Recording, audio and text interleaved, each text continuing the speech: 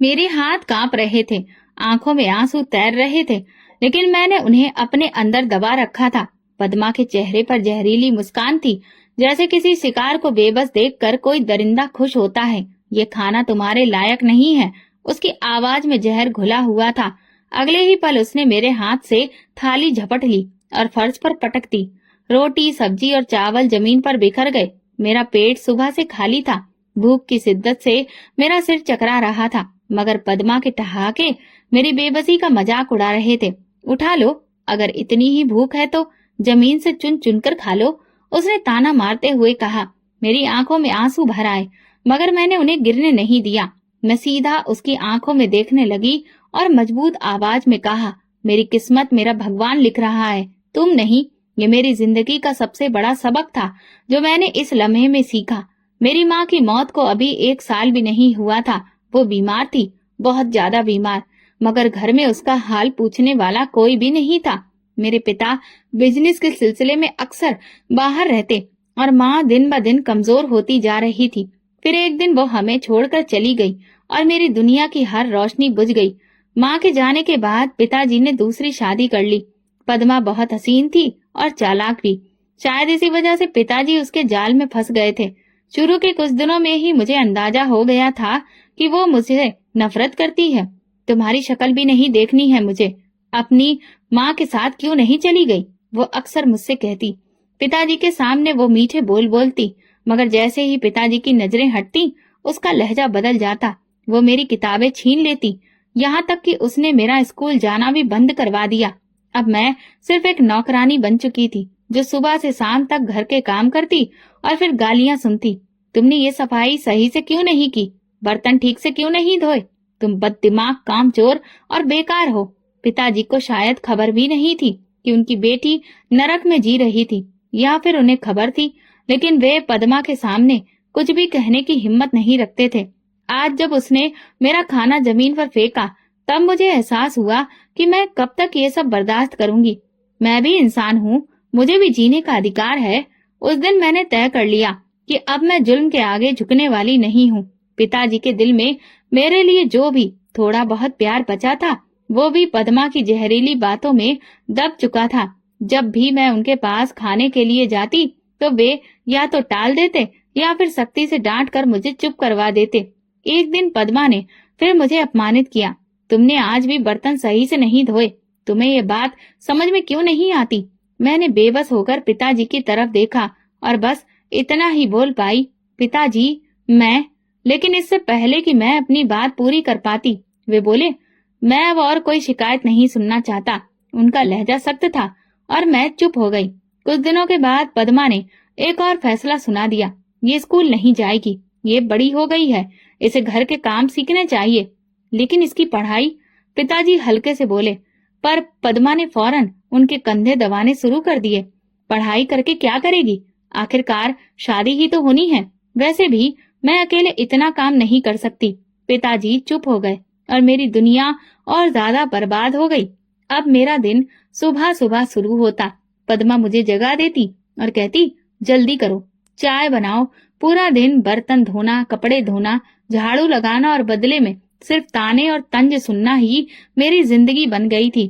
खाने के वक्त भी मुझ पर कोई दया नहीं की जाती। कभी थोड़ी सी सब्जी दी जाती, तो कभी बची कुची बासी रोटी। अगर मैं ज्यादा खाने को मांगती तो पद्मा की आंखें टेढ़ी हो जाती। ज्यादा खाने की आदत मत डालो, भीख पर पल रही हो। पिताजी सब कुछ देखकर भी अनजान बने रहे। एक दिन पिताजी ने बताया कि उन्हें कारोबार के सिलसिले में शहर से बाहर जाना है।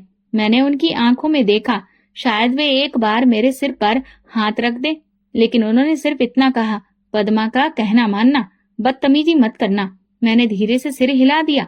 पिताजी के जाते ही अगले ही दिन पद्मा ने फैसला कर लिया, ये लड़की इस घर में नहीं रहेगी। मेरा दिल धक्क से रह गया, मगर मैं कहाँ जाऊंगी। मैंने आंसू भरी आंखों से पूछा, भाड़ में जा, बस यहाँ से निकल। मेरा गिड़गिड़ाना बिल्कुल बेकार हो गया। कुछ ही पलों में मेरे हाथ में एक छोटा सा थैला था, जिसमें मेरे कुछ कपड़े और माँ की तस्वीर थी। दरवाजा जोर से बंद हुआ और मैं बाहर खड़ी रह गई। रात की काली स्याही मेरे दिल की स्याही जैसी थी। अब मैं कहाँ जाऊं? मेरे कदम बेबसी में आगे बढ़ने लगे। सर्दी की रात थी और मैं गलियों में अकेली भटक रही थी। पैरों में चप्पल तक नहीं थी और सड़क की सख्त जमीन मेरे वजूद से ज्यादा मेरे दिल को जख्मी कर रही थी। घर के दरवाजे पर जो आखिरी ठोकर मिली थी वो मेरे अंदर कहीं गहरी लग चुकी थी। मैं कहाँ जाऊं, ये सवाल मेरे दिमाग में गूंज रहा था, मगर इसका कोई जवाब नहीं था। मैंने एक सुनसान गली में एक बेंच देखा और बस वहीं पर दुबक कर बैठ गई। आंखों से आंसू बह रहे थे और पेट में भूख की आग लगी थी। कुछ ही देर बाद 3 बदमाश लड़के उस गली में आ धमके। ओहो, ये कौन है? उनमें से एक ने सीटी बजाई। मेरी रीढ़ की हड्डी में सर्दी की एक लहर दौड़ गई।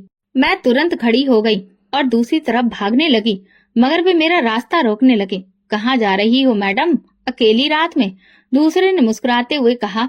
मुझे जाने दो, मैंने सख्त लहजे में कहा, मगर मेरा लहजा लड़खड़ा गया। बदन मेरी बेबसी जाहिर कर रहा था। उन्होंने आगे बढ़ने की कोशिश की और मेरा दिल तेजी से धड़कने लगा। मैं पीछे हटने की कोशिश कर रही थी, लेकिन अचानक, खबरदार, आगे बढ़े तो एक भारी आवाज गूंजी और सब लड़के सिहर गए। मैंने देखा कि एक बुजुर्ग महिला हाथ में छड़ी लिए खड़ी थी। उनकी आंखों में गुस्सा और चेहरे पर घिन दिखाई दे रही थी। शर्म नहीं आती तुम लोगों को, एक बच्ची को तंग करते हुए? दफा हो जाओ यहाँ से। लड़के बड़बड़ाते हुए पलट गए। मेरे लहजे में दर्द झलक रहा था। वो समझ गई और बोली, चलो मेरे साथ चलो। मैं नहीं जानती थी कि ये फैसला सही था या नहीं, मगर मेरे पास अब और कोई रास्ता भी नहीं था। कांता आंटी मुझे अपने साथ ले गईं। उनका घर छोटा था, मगर जितना भी था मेरे लिए किसी स्वर्ग से कम नहीं था। बेटी, तुम यहाँ सुरक्षित हो, मैं तुम्हारी माँ जैसी हूँ। ये सुनकर मेरी आंखों में आंसू आ गए। कितने समय बाद किसी ने मुझे बेटी कहकर पुकारा था। अगली सुबह कांता आंटी ने मेरे सिर पर हाथ रखा और कहा, तुम अपनी पढ़ाई पूरी करोगी और मैं तुम्हारी मदद करूंगी। ये सुनकर पहली बार मुझे लगा कि शायद जिंदगी मुझे दूसरा मौका दे रही है। बेटी, अगर किस्मत में तुझे भविष्य में ऊंचाइयों तक पहुंचाना लिखा है तो मैं भी तेरा हाथ नहीं छोड़ूंगी। ये सुनकर मेरे अंदर उम्मीद की एक रोशनी जाग उठी। तुम पढ़ना चाहती हो ना? उन्होंने प्यार से पूछा। हाँ आंटी। अब रुकने का सवाल ही पैदा नहीं होता था। मेरी पढ़ाई का सिलसिला फिर से शुरू हो गया। मैं दिन रात मेहनत करती, क्लास में सबसे आगे रहने की कोशिश करती। हर नंबर, हर कामयाबी मेरे इस सपने को और ताकत देती कि मुझे खुद को और दुनिया को साबित करना है। मगर किस्मत के खेल अभी खत्म नहीं हुए थे। कांता आंटी का एक बेटा भी था, अमर। वो मौका परस्त, चापलूस और बड़ा ही स्वार्थी इंसान था, जो चाहता था कि उसकी माँ की पूरी जायदाद सिर्फ उसके कब्जे में रहे। ये कौन है? अमर ने पहली बार मुझे देखकर तिरस्कार भरे लहजे में पूछा। मेरी बेटी है, कांता आंटी ने जवाब दिया। इस पर उसके माथे पर तेवर आ गए। माँ, ये बेटी कहाँ से आ गई? ये हमारी जायदाद पर नजर गड़ाए बैठी है। मैं हैरत से कांता आंटी की तरफ देख रही थी। वो मुस्कुराई और बोली, अमर, अगर जायदाद की फिक्र है तो ऐसे मत करो। भगवान सब कर्म के हिसाब से देता है। मगर अमर कहाँ मानने वाला था। उसने मुझसे नफरत करना शुरू कर दिया। अब रोज बहाने बहाने से मुझे परेशान करता। ये लड़की तुम्हें बेवकूफ बना रही है माँ, ये हमें लूटने के लिए आई है। वो मेरी बेटी जैसी है, तुम्हें इससे दिक्कत क्यों है? क्योंकि ये हमारे लिए खतरा है। मैं चुप रही, मगर अंदर ही अंदर जानती थी कि ये इंसान मेरी जिंदगी को नरक बनाने की हर मुमकिन कोशिश करेगा और एक दिन उसे वो मौका मिल ही गया। माँ, ये लड़की चोरी करती है, अमर ने एक दिन अचानक ऐलान कर दिया। कांता आंटी हैरत से मेरी तरफ देखने लगी। क्या बकवास कर रहे हो अमर? उन्होंने गुस्से से पूछा। ये लो, खुद देख लो, मैंने खुद इसके कमरे में पैसे रखे थे और देखो ये सब गायब है। मुझे तो लगा जैसे मेरे पैरों तले से जमीन खिसक गई हो। ये इल्जाम मेरी इज्जत और मेहनत पर एक हमला था, मगर अपनी सफाई में मैं बस 2 वाक्य ही कह पाई, आंखों में आंसू लिए। माँ, मैं निर्दोष हूँ। मेरे पैसे कमरे में रखे थे, लेकिन आज वो गायब है। और इस घर में नया कौन आया है भला? अमर ने उंगली मेरी तरफ उठाई। मैंने कुछ नहीं किया। मेरी आवाज कांप रही थी, मगर मेरे शब्दों में सच्चाई थी। कांता आंटी ने गहरी सांस ली। अमर, तुम्हें यकीन है कि तुमने अच्छी तरह देखा? हाँ माँ, और अगर यकीन नहीं तो उसके कमरे की तलाशी ले लो। ये सुनकर मुझ पर जैसे बिजली गिर गई। अमर के चेहरे पर वही मुस्कुराहट थी जो मेरी सौतेली माँ के चेहरे पर होती थी जब वो मुझे घर से निकालती थी। कांता आंटी ने मेरी तरफ देखा उनकी नजरों में हल्का सा शक था जो मेरे दिल को छलनी कर गया। ठीक है, देख लेते हैं। उनकी आवाज में नरमी थी, मगर मैंने भी महसूस किया। अमर मुस्कुराता हुआ मेरे कमरे में गया और पलंग के नीचे से एक लिफाफा निकाला। ये देखिए, ये मेरे पैसे हैं। मुझे लगा जैसे किसी ने मेरे वजूद को जीते जी जला दिया हो। ये झूठ है, मैंने बुलंद आवाज में कहा। कांता आंटी ने लिफाफा उठाकर ध्यान से देखा, फिर उनके चेहरे के रंग बदलने लगे। ये लिफाफा तो वही है जो मैंने तुम्हें दिया था अमर, तुम्हें याद है? इस पर मैंने निशान लगाया था। अमर के चेहरे का रंग पीला पड़ गया। माँ, आप गलत समझ रही हैं। नहीं अमर, मैं बिल्कुल ठीक समझ रही हूँ। उनकी आंखों में बेपनाह गुस्सा था। तुमने मुझे शक करने के लिए उकसाया।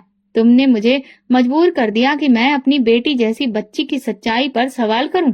अमर ने मेरी तरफ देखा और उसकी आंखों में शर्मिंदगी थी। हे माँ, मैं बहुत शर्मिंदा हूँ, मुझे माफ कर दो।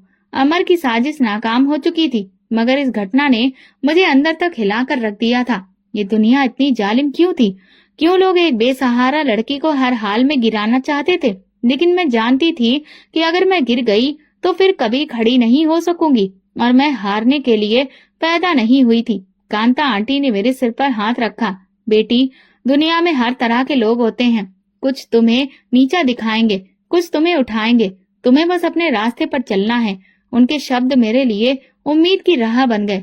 मैंने खुद से वादा किया कि मैं अपनी पढ़ाई पर पूरा ध्यान दूंगी। फिर वो दिन आ गया जिसका मैं शिद्दत से इंतजार कर रही थी। मैट्रिक के इम्तिहान के लिए मैंने दिन रात मेहनत की, रातों को जाकर पढ़ाई की और खुद को दुनिया से काट लिया। परीक्षा खत्म हुई तो मैंने सुकून की सांस ली, लेकिन असली इम्तिहान तो अब शुरू होना था। रिजल्ट का दिन। मेरे दिल बहुत तेजी से धड़क रहा था। मैंने धड़कते दिल से अपना नतीजा देखा और जैसे ही मेरी नजर नंबरों पर पड़ी, मेरी आंखें हैरत और खुशी से फैल गईं।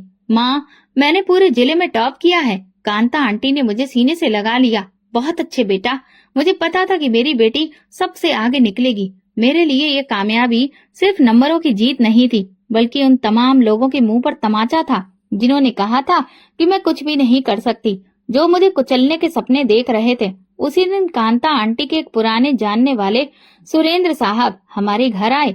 वो एक बड़े ही पढ़े लिखे और ऊंचे दर्जे के इंसान थे। कांता आंटी के कहने पर वो मेरा रिजल्ट देखने आए थे। बेटा, तुम्हारी काबिलियत देखकर मुझे खुशी हुई। मैं तुम्हारे लिए स्कॉलरशिप का बंदोबस्त कर सकता हूँ। तुम्हें फिक्र करने की जरूरत नहीं, तुम्हारी पढ़ाई का खर्च मैं उठाऊंगा। ये सुनकर मैं हैरान और खुशी के मिले जुले एहसास में खो गई। क्या वाकई? मेरी आवाज कांप रही थी।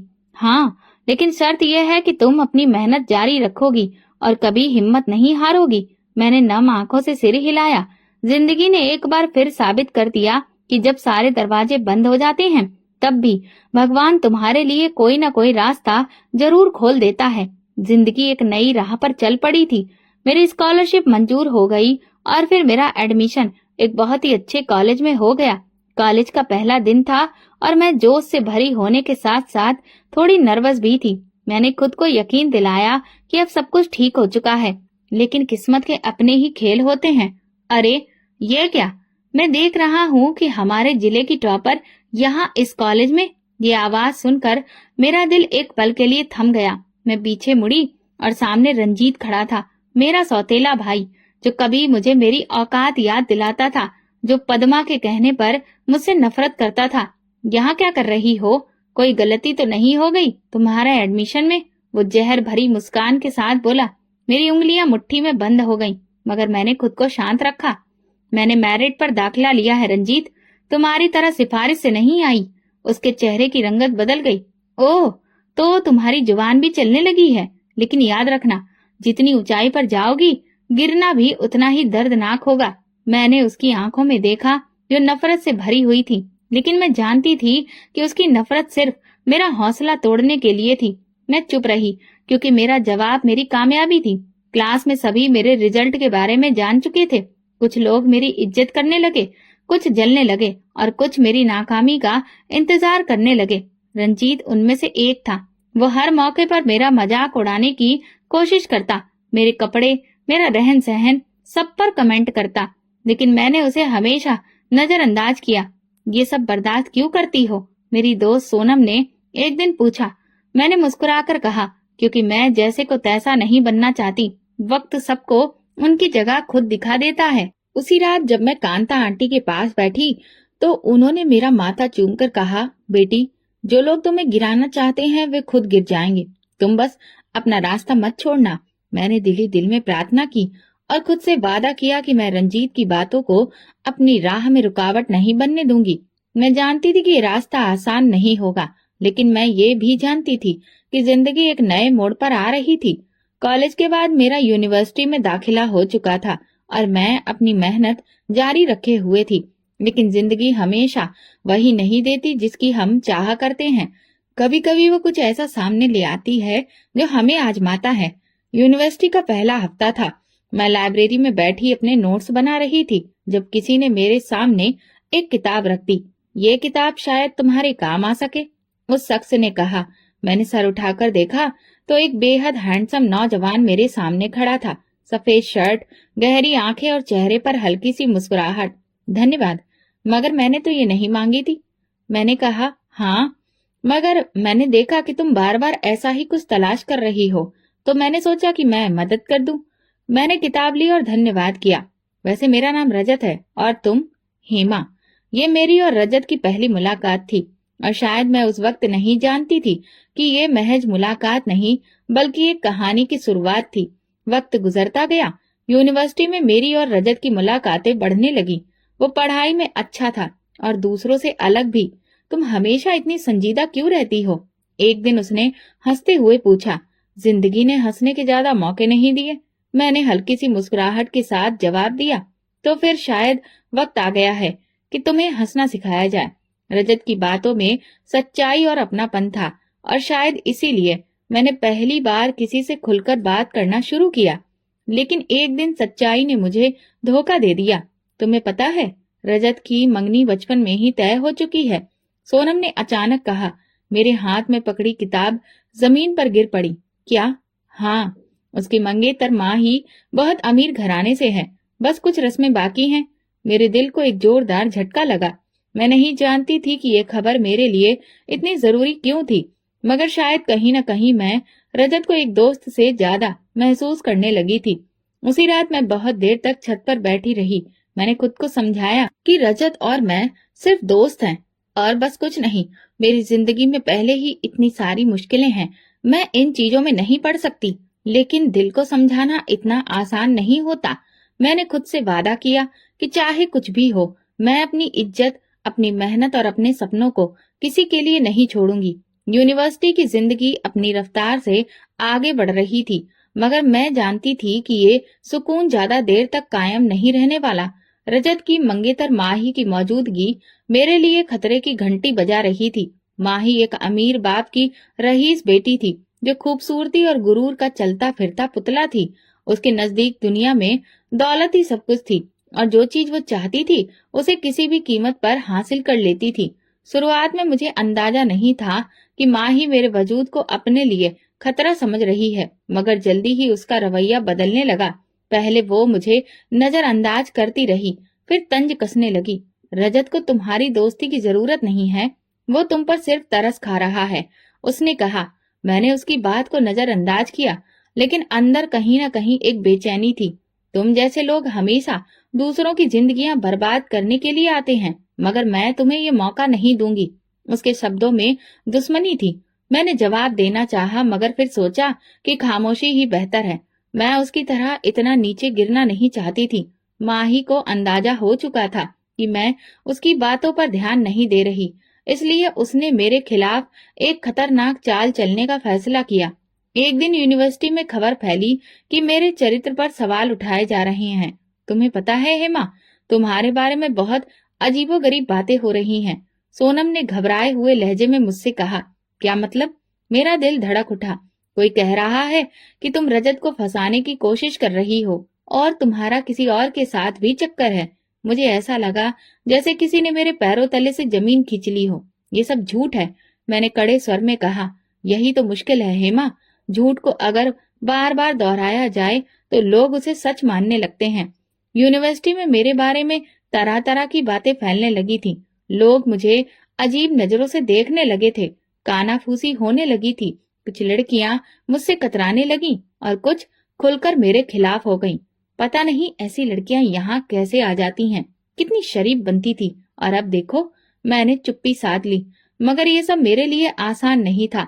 माँ ही अपने मकसद में कामयाब हो रही थी। उसने एक कदम और आगे बढ़ाया और रजत के सामने मेरे खिलाफ बातें करना शुरू कर दी।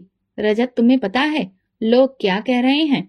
मुझे परवाह नहीं है कि लोग क्या कह रहे हैं। तुम्हें परवाह होनी चाहिए। तुम्हारी इज्जत पर बट्टा लग रहा है। रजत ने उसकी बात को ज्यादा गंभीरता से नहीं लिया, मगर उसका रवैया थोड़ा सा बदला बदला लगने लगा। आखिरकार माही ने आखिरी वार कर दिया। एक दिन यूनिवर्सिटी में अचानक एक वीडियो वायरल हो गई, जिसमें मुझे एक लड़के के साथ खड़े होकर बातें करते हुए दिखाया गया था। वो वीडियो एडिट किया गया था, मगर इतनी होशियारी से कि आम लोग फर्क नहीं समझ सकते थे। देखो, मैं तो पहले ही कह रही थी, कितनी मासूम बन रही थी। मैंने अपने मोबाइल पर वीडियो देखी और मेरे हाथ कांपने लगे। ये सब एक सोचा समझा प्लान था। जब मामला ज्यादा बढ़ गया तो मैंने फैसला किया कि मैं अब चुप नहीं रहूंगी। मैं इल्जाम अपने सर नहीं लेने वाली थी। अगर मैं खामोश रही तो ये झूठ हमेशा सच समझा जाएगा। मैं सीधा यूनिवर्सिटी के डीन के पास गई और उन्हें बताया कि ये वीडियो झूठा है, सारे इल्जाम गलत हैं और मैं इसका सबूत ला सकती हूँ। डीन ने मामले की जांच का आदेश दिया। आईटी डिपार्टमेंट ने वीडियो की जांच की और जल्दी ही सच्चाई सामने आ गई। ये वीडियो एडिट किया गया है, ये जाली है और किसी ने जानबूझकर इसे बनाया है। यूनिवर्सिटी के सभी लोग हैरान रह गए। जो कल तक मुझे बदनाम कर रहे थे, आज शर्मिंदा खड़े थे। जब पूरी जांच हुई तो पता चला कि ये सब माही की चाल थी। वो खुद को बहुत होशियार समझ रही थी, लेकिन टेक्नोलॉजी ने उसे बेनकाब कर दिया था। ये तुमने क्या किया माही? रजत ने गुस्से में पूछा। मैं तो सिर्फ तुम्हें बचाने की कोशिश कर रही थी। वो घबरा गई। बचाने की या फिर खुद को सुरक्षित रखने की? तुमने हेमा को तबाह करने की कोशिश की, सिर्फ इसलिए कि तुम्हें अपना रिश्ता खतरे में लगता था। माही लाजवाब हो चुकी थी। माही को यूनिवर्सिटी से निकाल दिया गया। जब उसके माँ बाप को ये पता चला तो उन्होंने शर्मिंदगी के मारे उसे देश से बाहर भेज दिया। रजत ने मुझसे माफी मांगी, मगर मैं जानती थी कि ये सब मेरे लिए एक सबक था। दुनिया हमेशा तुम्हें गिराने की कोशिश करेगी, लेकिन अगर तुम सच पर टिके हो तो एक न एक दिन जीत तुम्हारी होगी। माही के जाने के बाद यूनिवर्सिटी में मेरे खिलाफ चलने वाली साजिशें दम तोड़ चुकी थी। वे लोग जो कल तक मुझे सबकी नजरों से गिराने की कोशिश कर रहे थे, अब चुप थे। मगर मैं जानती थी कि ये दुनिया किसी के लिए भी आसान नहीं होती। अगर एक बार मन हार गया तो कल कोई और मेरी राह में कांटे बिछाने के लिए तैयार होगा। माही के चले जाने के बाद रजत कुछ दिनों तक चुप रहा। फिर एक दिन उसने मुझे यूनिवर्सिटी के गार्डन में बुला लिया। हेमा, एक बात करनी है। कहो। मैंने उसकी आंखों में देखा। क्या तुमने कभी सोचा है कि हम दोनों? वो रुका और जैसे शब्द ढूंढने लगा। मेरा मतलब है कि मैं तुम्हें पसंद करता हूँ और मैं चाहता हूँ कि हम हमेशा साथ रहें, जिंदगी भर। मेरा दिल एक पल के लिए जोर से धड़का, लेकिन फिर मैंने खुद पर काबू पा लिया। रजत, ये सब मुमकिन नहीं है। क्यों नहीं? माही अब हमारी जिंदगी से जा चुकी है, तो हमें किसी का डर नहीं होना चाहिए। मैंने गहरी सांस ली। ये डर की बात नहीं है रजत, ये मेरी जिंदगी, मेरे सपनों और मेरी इज्जत की बात है। मैं अब तक बहुत कुछ सह चुकी हूँ और मैं नहीं चाहती कि मेरी पहचान सिर्फ किसी की पत्नी बनने तक सीमित रहे। मुझे अपने कदमों पर खड़ा होना है, खुद को साबित करना है। रजत ने हैरानी से मेरी तरफ देखा। क्या मोहब्बत की कोई अहमियत नहीं? मोहब्बत अपनी जगह है, मगर मेरी इज्जत और मेरे सपने मेरे लिए ज्यादा जरूरी हैं। उसके चेहरे पर मायूसी साफ नजर आई, मगर मैंने अपने फैसले पर कोई नरमी नहीं दिखाई। यूनिवर्सिटी की पढ़ाई पूरी होते ही मैंने नौकरी के लिए अर्जियां देना शुरू कर दी। मैंने एक बड़ी कंपनी में इंटरव्यू दिया और अपनी मेहनत के बल पर अपना मुकाम हासिल किया। कांता आंटी की आंखों में खुशी के आंसू थे जब मैंने उन्हें ये खबर दी। बेटी, आज तुमने साबित कर दिया कि सच्चाई, सब्र और मेहनत कभी बेकार नहीं जाती। मैंने उनके हाथ अपने माथे से लगा लिए। ये सब आपकी प्रार्थनाओं का नतीजा है माँ।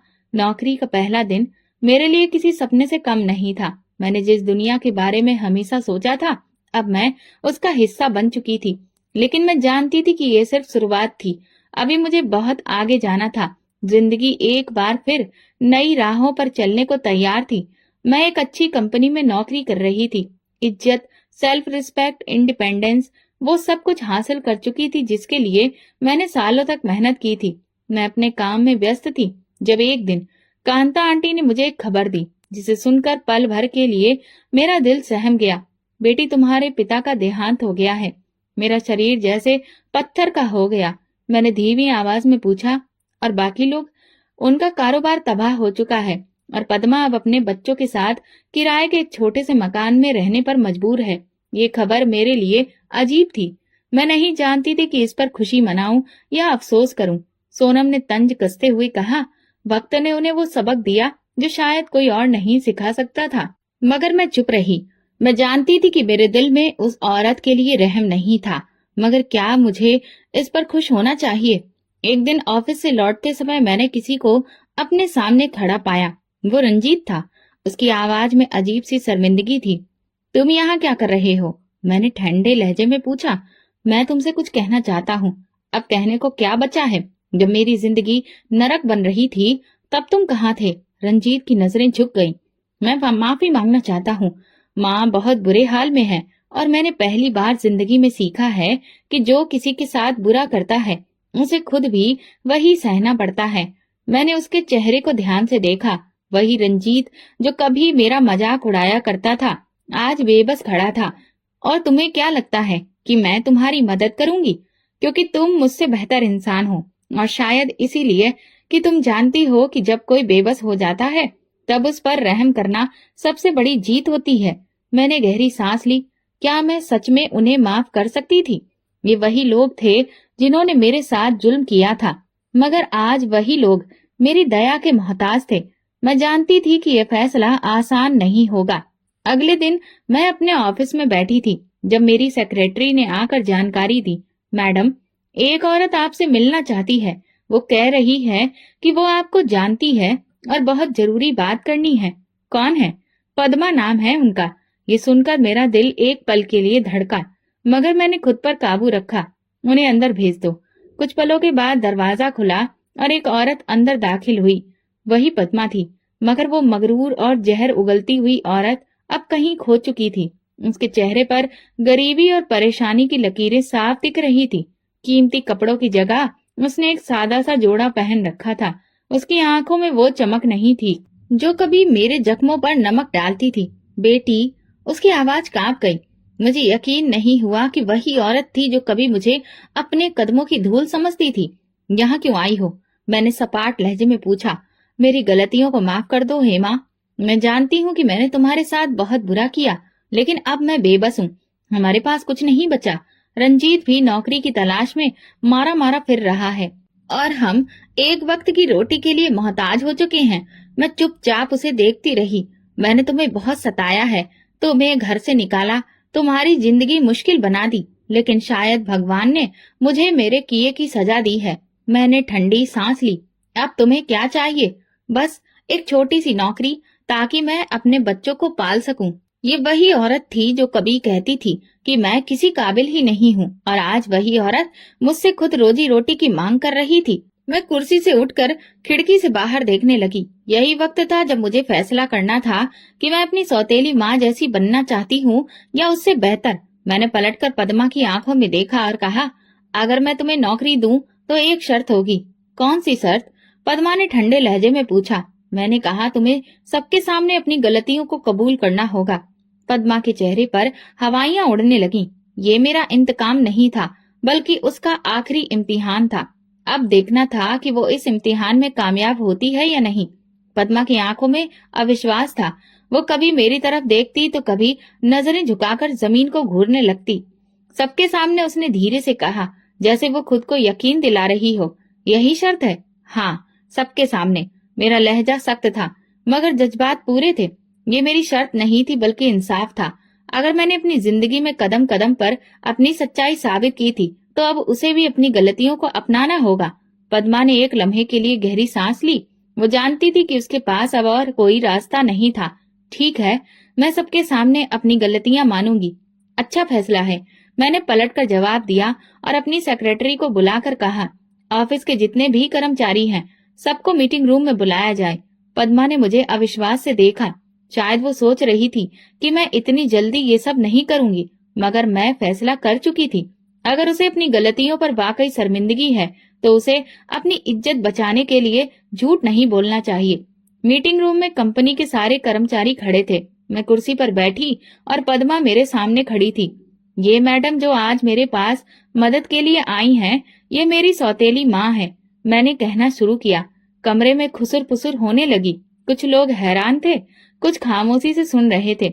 ये वही औरत है जिसने मुझे बचपन में घर से निकाला, मुझ पर जुल्म किया, मेरे पिता को मेरे खिलाफ कर दिया और फिर मुझे दर दर भटकने के लिए छोड़ दिया। पद्मा की नजरें जमीन पर जमी थीं और आज ये मेरे दरवाजे पर खड़ी है। ये मदद मांगने आई है। मैंने एक पल के लिए रुककर पूरी बात कही, फिर सीधा पद्मा की तरफ देखा।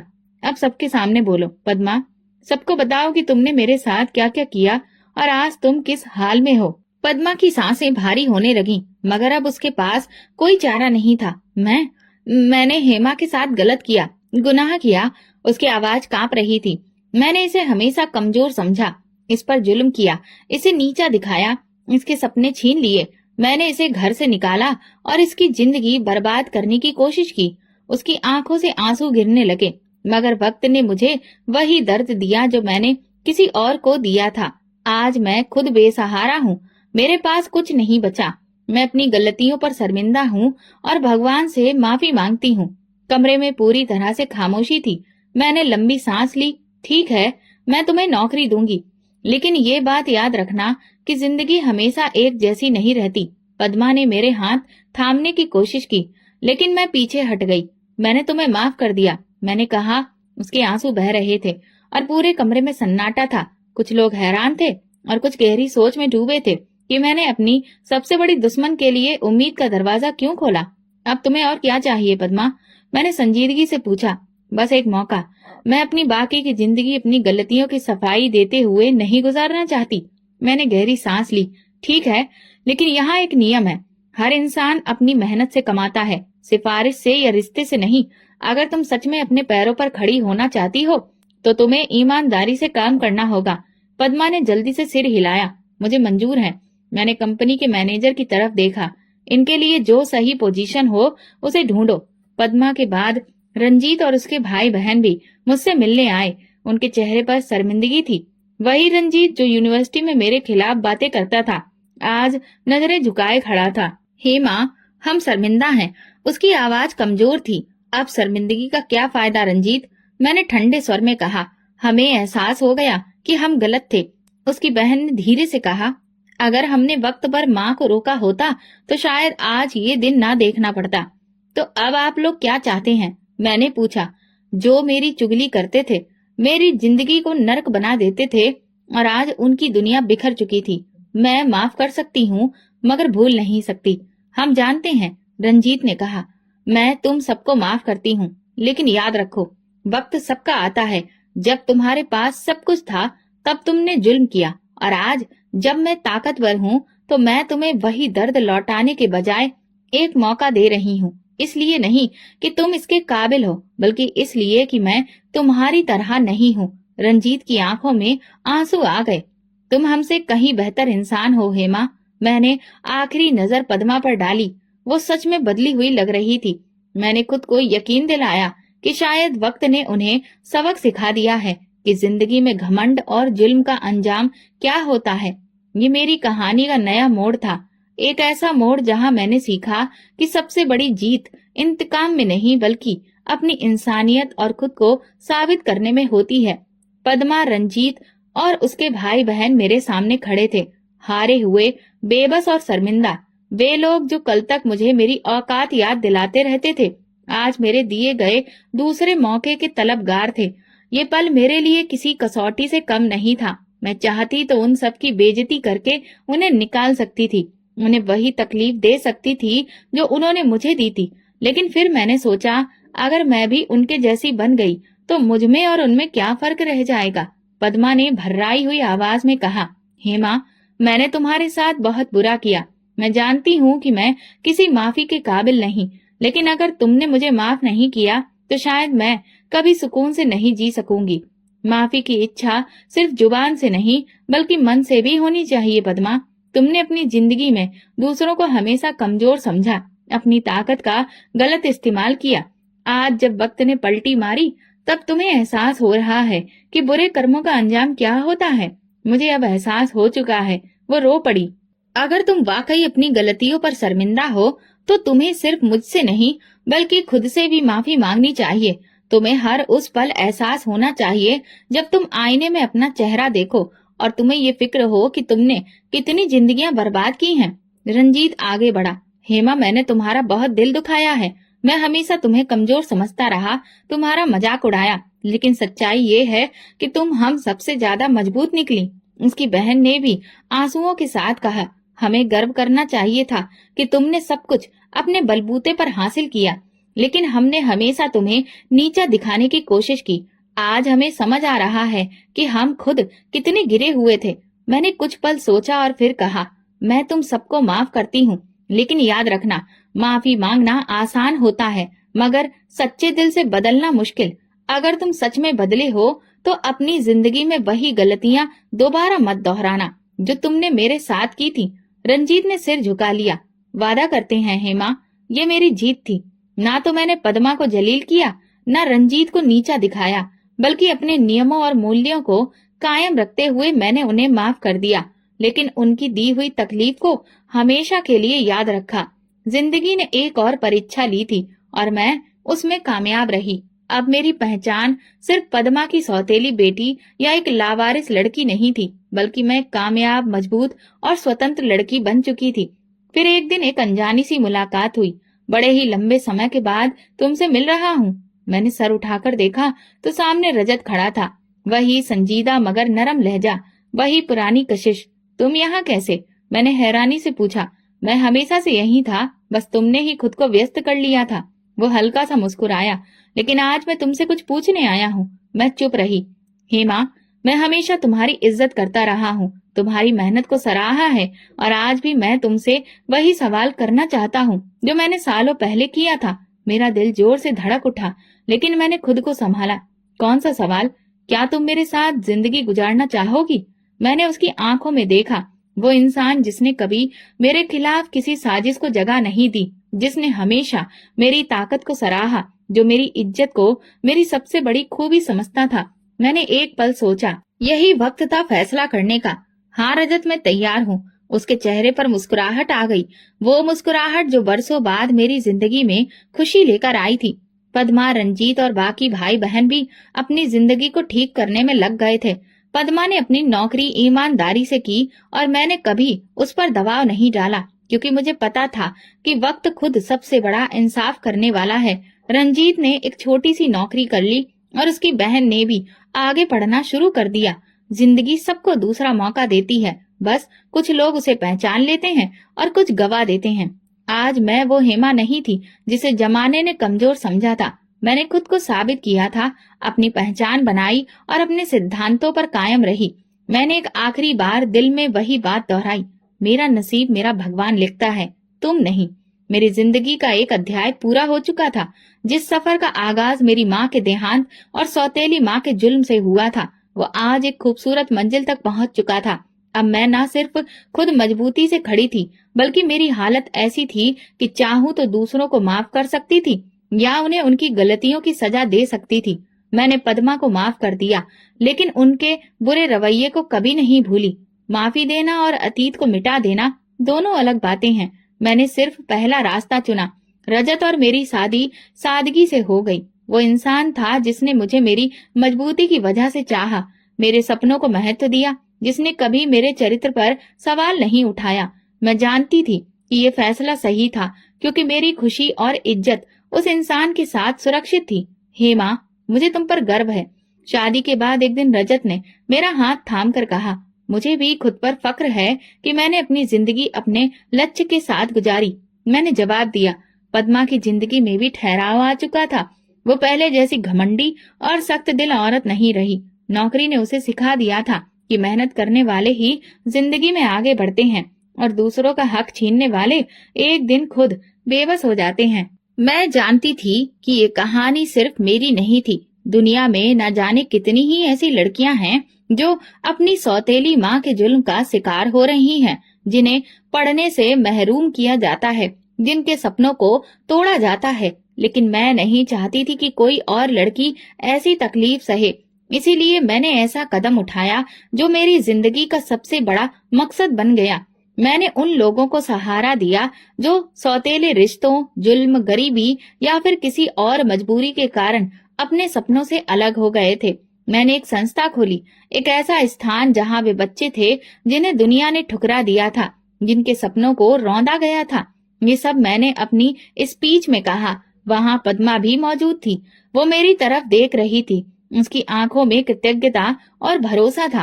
हेमा, तुमने वो कर दिखाया जो कोई सपने में भी नहीं सोच सकता था।